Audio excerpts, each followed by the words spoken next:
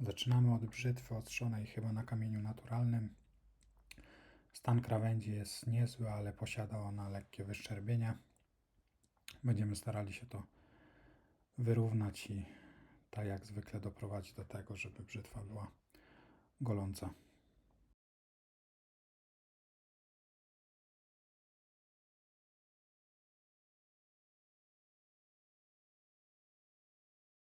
Cześć. Dzisiaj naostrzymy sobie brzytwę Friodur 472. To brzytwa ze stali nierdzewnej. Wyprowadzimy sobie krawędź na kamieniu Naniwa Advance 3000. Słowem wstępu, jeżeli chodzi o kamień syntetyczny, kamienie syntetyczne są miękkie, więc musimy je równać przed każdym użyciem albo po każdym użyciu. W każdym razie muszą być równe i równane za każdym razem. Są dosyć miękkie i bardzo szybko powierzchnia tutaj się wyrabia i robi się dołek. Przy ostrzeniu brzytwy chcemy wyeliminować jak najwięcej takich zmiennych, które mogą spowodować, że nasze ostrzenie albo nie będzie efektywne, albo będzie wręcz pogarszało stan krawędzi tnącej zamiast ją polepszać. Kiedy kamień jest równy? Czy wtedy, kiedy narysujemy sobie siatkę na kamieniu i ją zetrzemy? Niekoniecznie. Trąc kamień, czy to na papierze ściernym, czy na płytce diamentowej, tworzy się zawiesina z tego kamienia, która także może zetrzeć nam jakiś ołówek czy mazak, którym namalowaliśmy sobie kratkę na powierzchni kamienia, próbując go równać. Najlepiej mieć jakiś przymiar, żeby sprawdzić, czy ten kamień rzeczywiście jest prosty, albo równać kilka razy. Do takiego stanu trzeba to doprowadzić, że jak namalujemy sobie siatkę, to w ciągu kilku sekund i kilku ruchów płytką diamentową jesteśmy w stanie zetrzeć całą tą siatkę z kamienia. Ja Wam pokażę, jak ja sprawdzam równość. Mam taki przymiar, ale możecie też użyć jakiegoś liniału metalowego, który wierzycie, że jest prosty. Taki kamień po wyrównaniu powinienem być w stanie zaświecić sobie latarką. Mam nadzieję, że kamera teraz nie oszaleje. I przy lekkim dociśnięciu nie powinno światło wychodzić pomiędzy liniałem a kamieniem. Wtedy wiem, że kamień jest prosty. A przynajmniej jest tak prosty, na ile ten liniał pozwala mi, żeby to sprawdzić. No i tak możemy sprawdzać pod różnymi kątami. Nie powinno być różnicy. Dobrze. Kamień mamy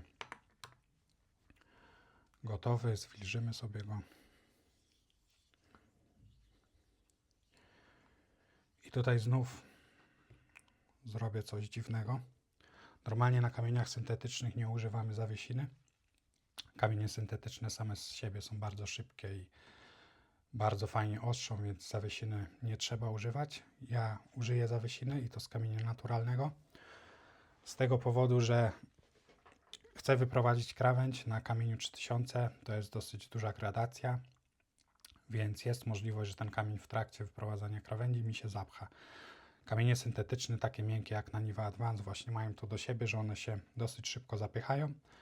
No i po prostu w trakcie ostrzenia, jeżeli dużo tej pracy jest wymagane na jednym kamieniu, musimy go wyrównać i zdjąć tą wierzchnią warstwę ze stalą w środku, która wytworzyła się na kamieniu. Znowu ją odnowić, tą powierzchnię, i znowu możemy ostrzyć. Żeby temu zapobiec, możemy sobie zrobić zawiesinę. Ja nie polecam robić zawiesiny z kamienia syntetycznego, bo te drobinki one się nie rozbijają i często mogą powodować wręcz cofnięcie się krawędzi, nie ostrzenie na takiej gradacji, jaką byśmy chcieli, tylko na niższej, bo będą się obijać o samą końcówkę krawędzi tnącej i będą ją troszkę wyszczerbiać. Ja używam, to już jest sprawdzony sposób przez wielu ludzi, zawiesiny z Tsushimy. To jest japoński kamień, bardzo miękki, więc nadaje się, żeby puścić zawiesinę nawet na takim miękkim, syntetycznym kamieniu. Ona ma wyższą gradację niż 3000 na pewno, więc nie powinna zrobić żadnej krzywdy brzytwie, a jednocześnie będzie przeciwdziałać zapychaniu się tego kamienia. Więc podlejemy sobie jeszcze wodą i wytworzymy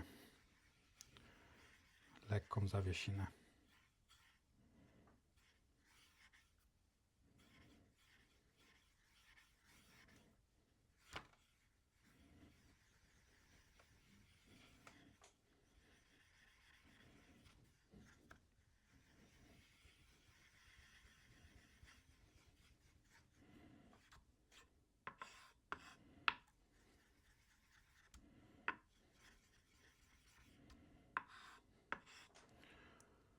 Zawiesina zrobiona, tyle w zupełności wystarczy.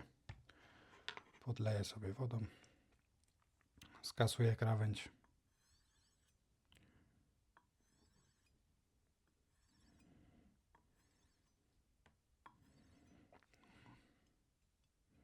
Nawet po skasowaniu krawędzi znów widać, że brzytwa zatrzymuje się na kciuku, co by sugerowało, że krawędź już jest wyprowadzona. Na pewno nie jest, bo widać, że ją skasowałem. Ale cóż, tak czasami jest. Brzytwa jest lekko uśmiechnięta. I znowu, po co nam przymiar, do czego się może przydać? Profil brzytwy określa to, jaki jest grzbiet. Jeżeli kształt grzbietu jest uśmiechnięty, jest wykrzywiony, tak samo powinno być wykrzywione ostrze. Jeżeli jest proste, ostrze też powinno być proste. Tutaj znów wezmę sobie liniał. Nie wiem, czy teraz będzie widać, bo jest nałożona taśma. Ale widzimy, że na środku jest dziura, znaczy, że jest wgłębienie tutaj i brzytwa ma profil uśmiechnięty. Co robimy z brzytwami z profilem uśmiechniętym? Rolujemy. Więc nie kładziemy brzytwy prosto i nie szuramy jej w ten sposób. Niektórzy robią tak, że środek brzytwy ostrzą do przodu, a potem osobno ostrzą piętkę i osobno czubek pod takim względem. Problem z tym jest taki, że ostrzymy wtedy po prostu 3 różne płaszczyzny i ta krawędź tnąca nie będzie po kole, tak powinno być, zaokrąglenie jest grzbietu zrobione, tylko będzie gdzieś w którymś miejscu się łamała, bo kąt będzie się zmieniał. Jeżeli staramy się, aby brzytwę rolować po grzbiecie, wtedy mamy pewność, że kształt grzbietu jest odwzorowywany na ostrzu.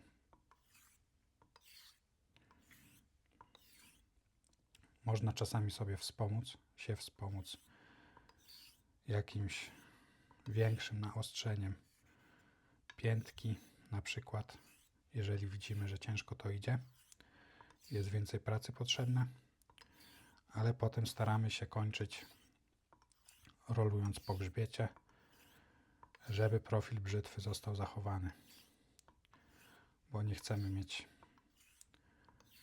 kanciatej krawędzi tnącej, chcemy, żeby ona płynnie przechodziła, żeby ostrzona była po kole i tak też została zachowana.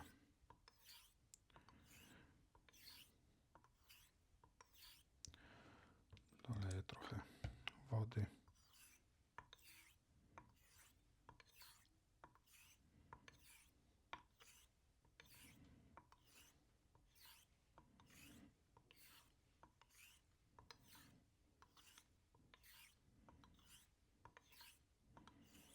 Też kilka ruchów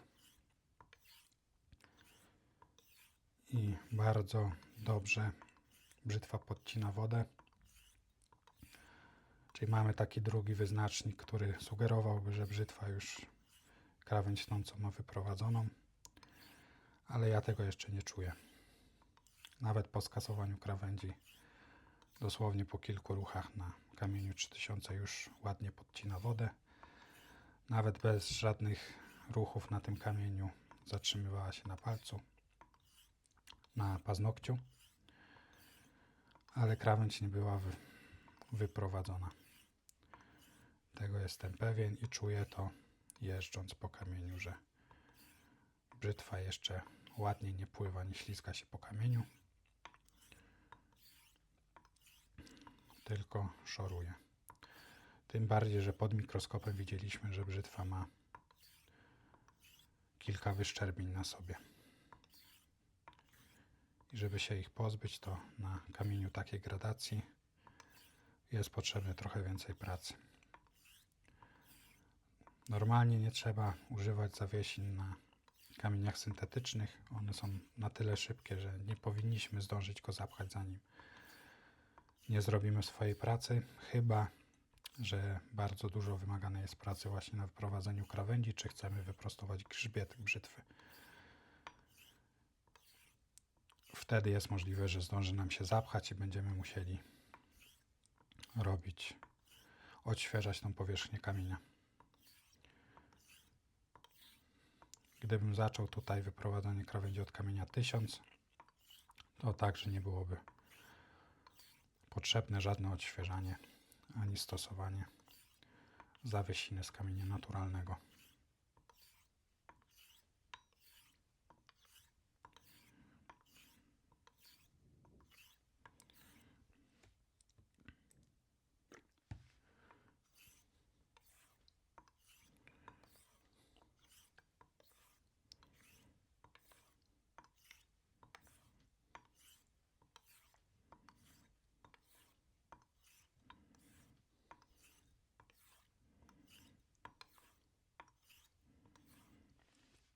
Już powoli brzytwa zaczyna pływać. Ja z racji tego, że były wżerki i jakieś wyszczerbienia na krawędzi tnącej, jeszcze raz sobie ją skasuję.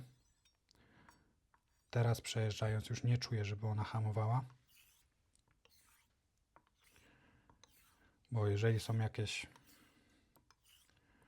uszczerbienia na krawędzi tnącej, to tak ją kasując, czy nawet przejeżdżając po paznokciu w taki sposób, będziemy je wyczuwać, że brzytwa nie idzie gładko, tylko jest takie delikatne bardzo szarpanie. Na pewno to wyczujecie.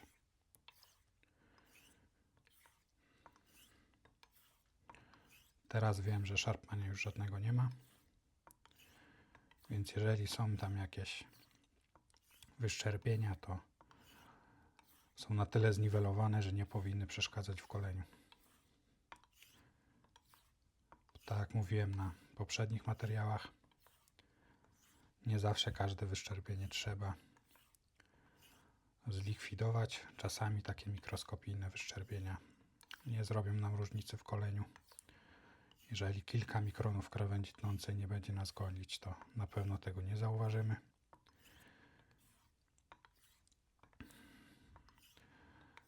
A w ostrzeniu chodzi o to, żeby później się tym z przyjemnością ogolić, a nie o to, żeby za każdym razem zrobić to perfekcyjnie.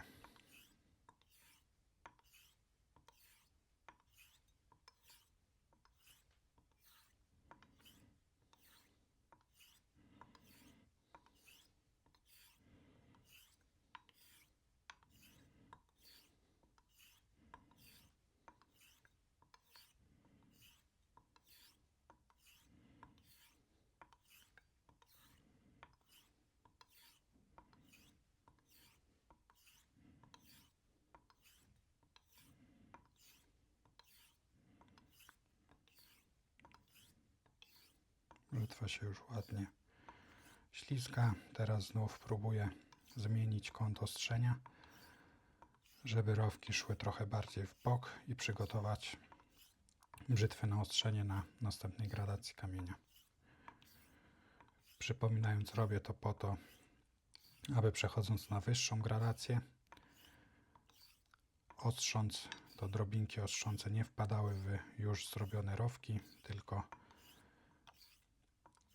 przecinały je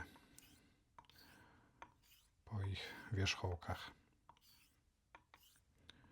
Wtedy przyspieszę to proces ostrzenia i pomaga pod mikroskopem zobaczyć, że zmienia się wzór rys z takich na bok na takie, które lecą prosto.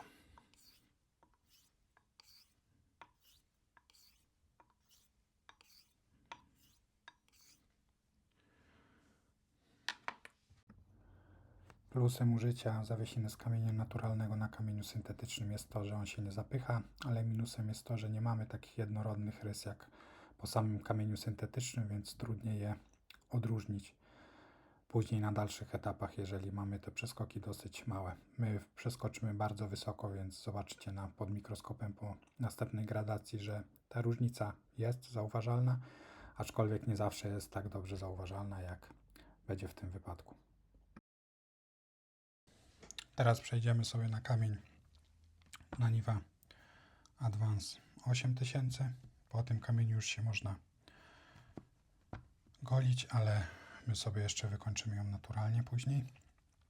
Na razie ten kamień tutaj już nie będziemy kombinować z żadną zawiesiną. Kamień oczywiście odświeżony. Powierzchnia wyrównana. Możemy przystępować do polerowania.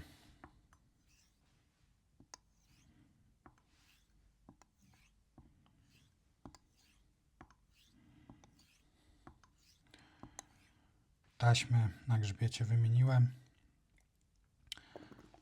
Zaczęły być oznaki takiego lekkiego przetarcia.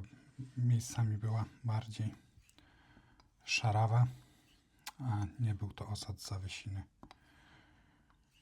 Więc żeby mieć pewność, że wszystko jest w porządku, to taśmę na grzbiecie wymieniłem i polecam zawsze przede wszystkim przy niższych gradacjach, po niższych gradacjach wymienić taśmę na grzbiecie, jeżeli używacie.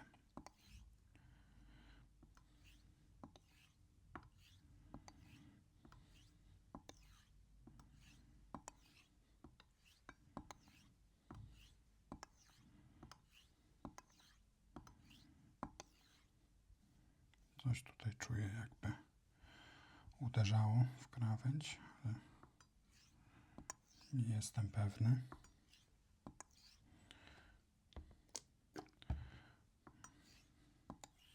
Chyba jest lepiej.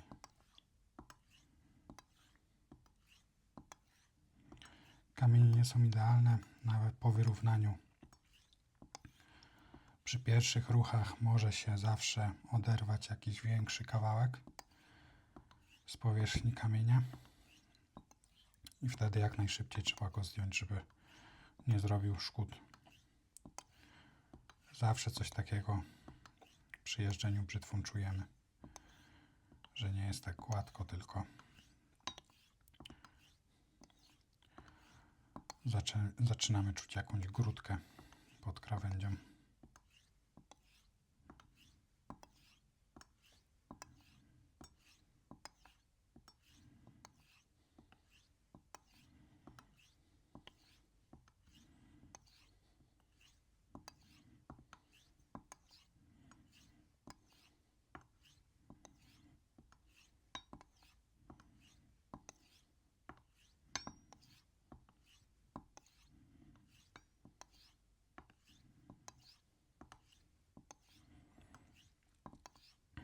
Jeszcze słowo o stali użytej w brzytwie. To jest brzytwa ze stali nierdzewnej.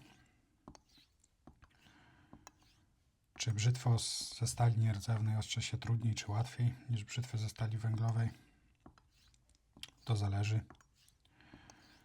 Brzytwy ze stali nierdzewnej uchodzą za trudniejsze do naostrzenia, aczkolwiek nie jest to zawsze prawdą.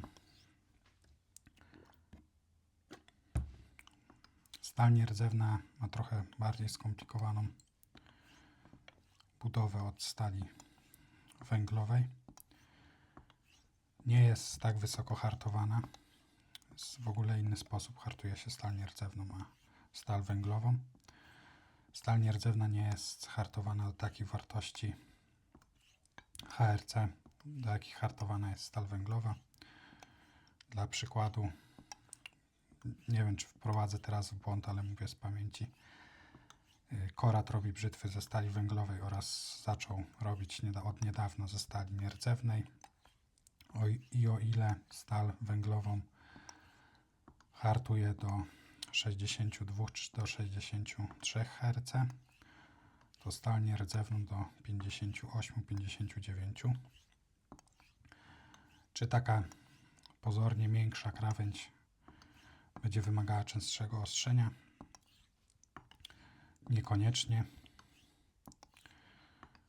Tak jak wspomniałem wcześniej, stal jest trochę inaczej zbudowana i nie tylko twardość stali wpływa na to, czy ona się dobrze ostrzy, czy źle się ostrzy, albo czy długo trzeba ją ostrzyć, czy krótko,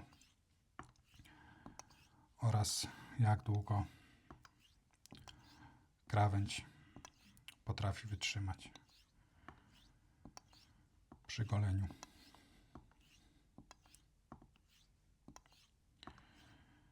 Więc do tego jest jeszcze wiele innych czynników. Rodzaj zarostu, to ile tego zarostu golimy i tak dalej, więc kwestia jest mocno indywidualna.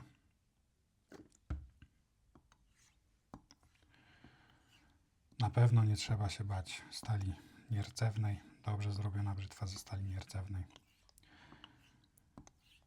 nie jest w niczym gorsza od brzytwy ze stali węglowej,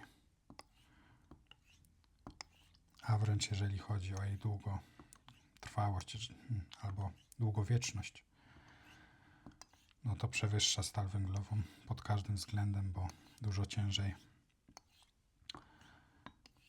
łapie jakiekolwiek oznaki rdzy.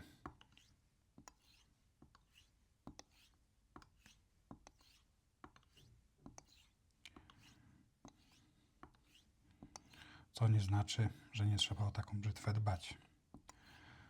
Bo dbamy tak samo jak o stal węglową. Staramy się zawsze wytrzeć do sucha po goleniu.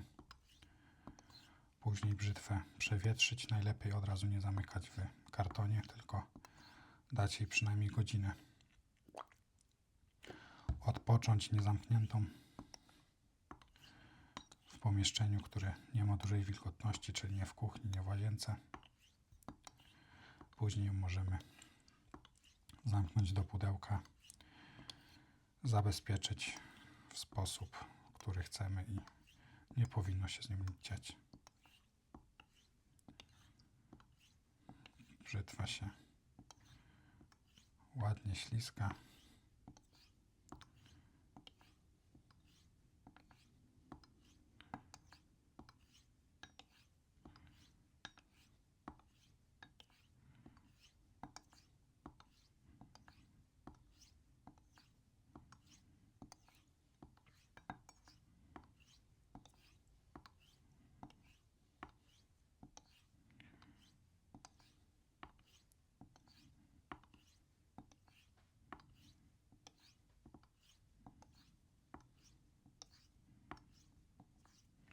To by było na tyle, jeżeli chodzi o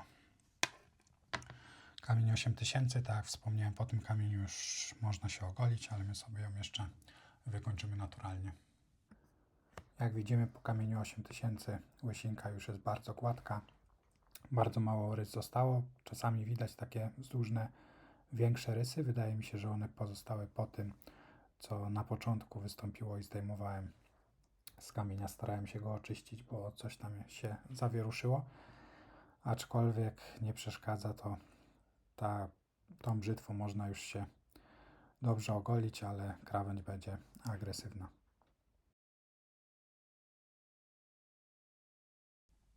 Brzytwa już nadaje się do golenia po kamieniu na niwo 8000, ale my sobie wykończymy ją naturalnie. Tutaj mamy kamyk chiński, tak zwany C12K. Powierzchnia też została odświeżona i przygotowana, wyrównana.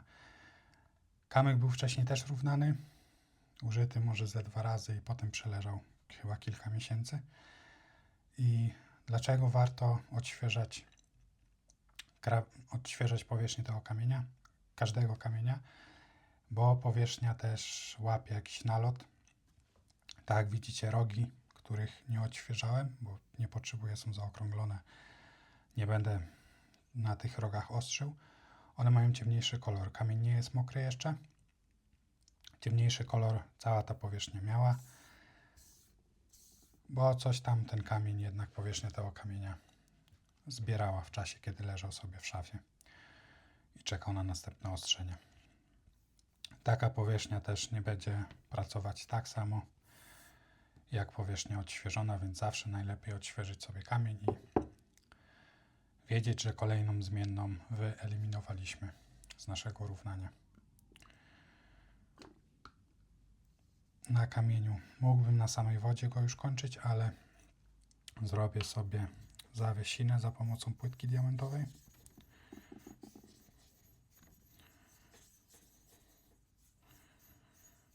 Płytka to Atoma 1200.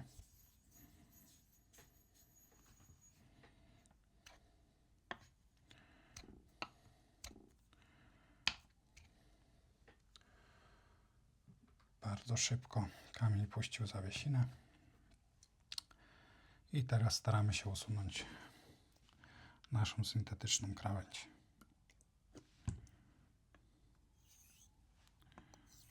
Ruchy oczywiście wykonujemy takie same, jakie od początku robiliśmy, czyli bujemy brzytwę na grzbiecie. Z tymi chińskimi kamieniami jest taki problem, że one są strasznie nierówne. Wręcz ile osób ich użyło, tyle jest opinii. W zależności od jaką sztukę traficie, to albo będzie super wykańczać krawędź, będzie dawać super kolenia, albo nie będzie się nadawać do brzytwy. Ta sztuka zdecydowanie nadaje się do brzytwy. Moim zdaniem jest lepsza niż chociażby francuski lalun, a kosztuje mniej. Jest to chyba jeden z najtańszych kamieni do wykończenia.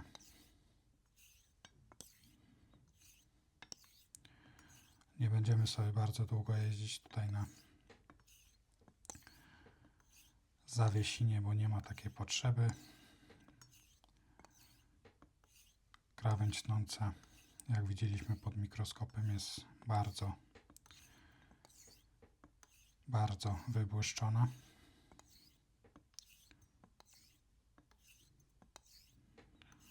Więc tutaj ją troszkę porysujemy, żeby nadać jej charakteru kamienia naturalnego. I za chwilę sobie wykończymy już na samej wodzie.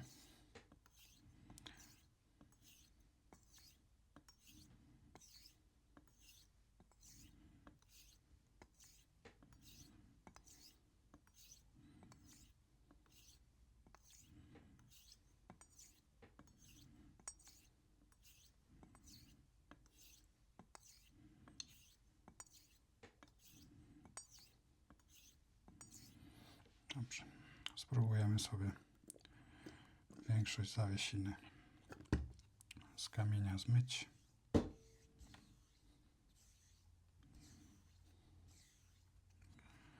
Jeżeli trochę tej zawiesiny zostanie, to nic się nie stało.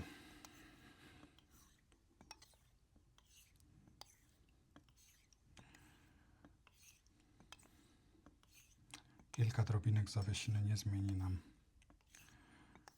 za bardzo tego wyniku, jaki uzyskamy na tym kamieniu.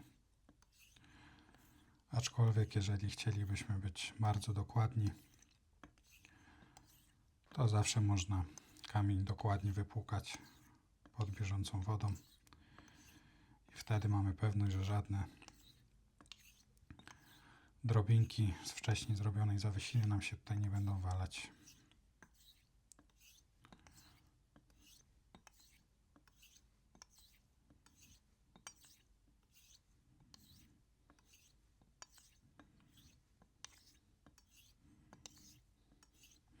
Kamień nie jest super twardy, jest taki wystarczająco. Wydaje mi się, że można porównać, nie wiem, do MST Mullera. Można go porównać też do Turingijczyka.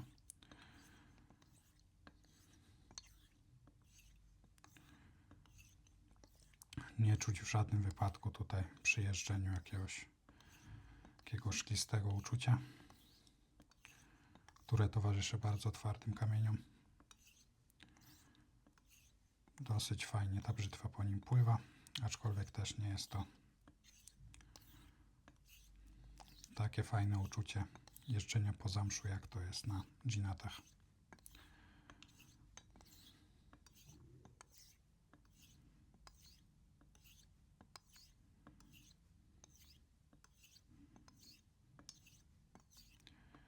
Pamiętamy o nacisku, a właściwie o tym, żeby tego nacisku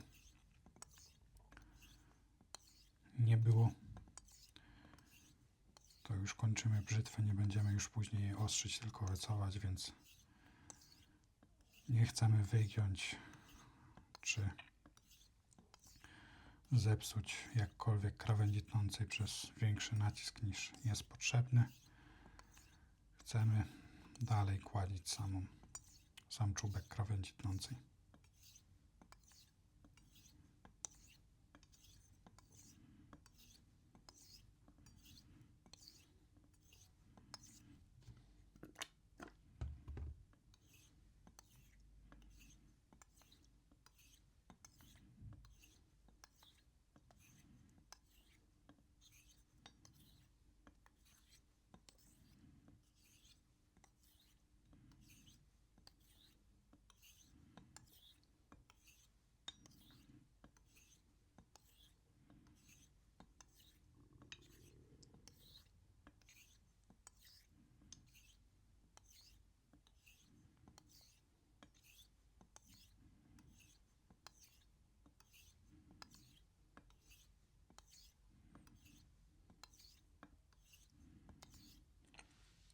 I na tym zakończymy dzisiejsze ostrzenie. Krawędź naturalna, z jaką kończymy, wygląda następująco po chińskim kamieniu C12K.